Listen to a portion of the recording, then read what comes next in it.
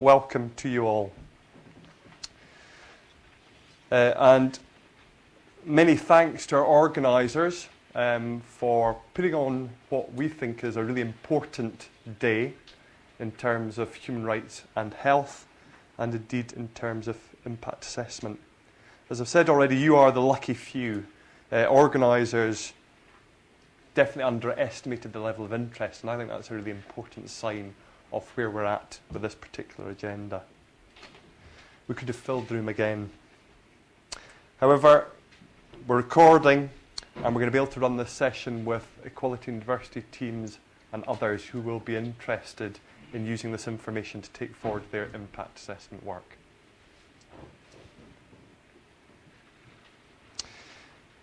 I think it's quite a generous day in terms of coffee breaks and lunch. I always like to see a programme where there's an even balance of sessions and breaks to network and to chat. The day's really split into a morning of input, speakers, excellent speakers from human rights, impact assessment, and speakers talking through some case studies from health and social care integration and human rights. So a really important morning of input, which we can then translate into some practical thought and activity after lunch. So it's a mixture of listening and practical, and it's really to help us all learn a bit more about human rights. We've got excellent speakers and some really well worked through case studies to translate human rights into the business of health and social care. We have been working to improve how we promote and embed human rights in health care policy, strategy, planning and delivery for some time now, and we've enjoyed very much the support of the Scottish Human Rights Commission, amongst others, in our efforts.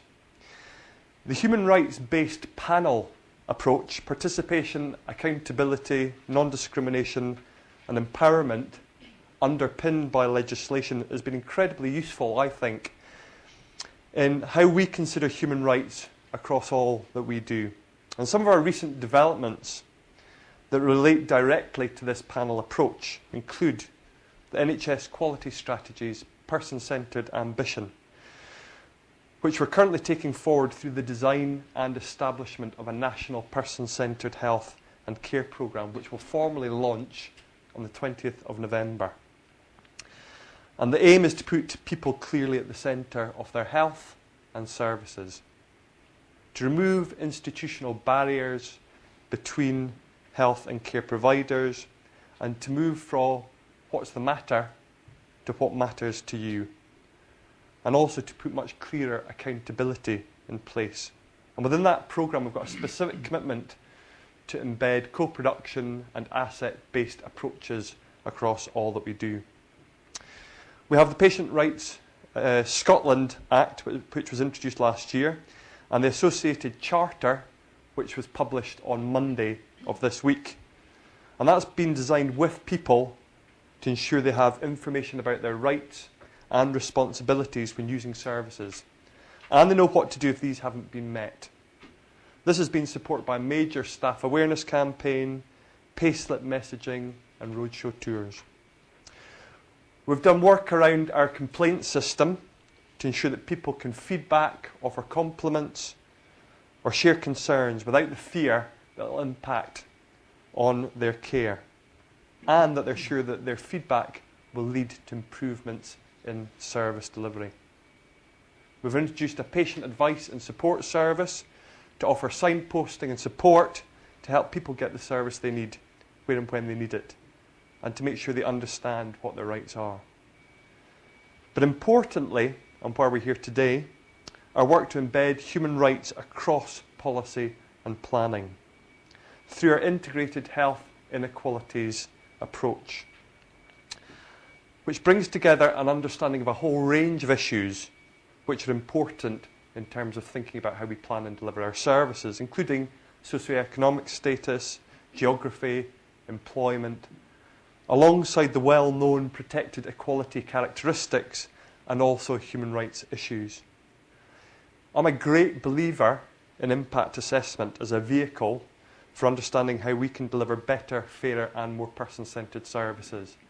And as I was saying before we started today, see if we got this right everything else would fade into insignificance. The reason we have public sector equality duties and other pieces of legislation is because we're not getting impact assessment right. Today is really important in terms of helping us to achieve that.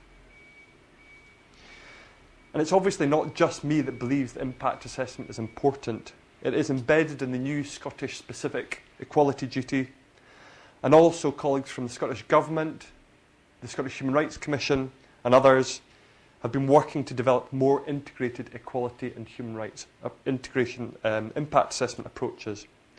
But I'm also aware of the difficulty in improving our use of and the quality, importantly, the quality of impact assessments.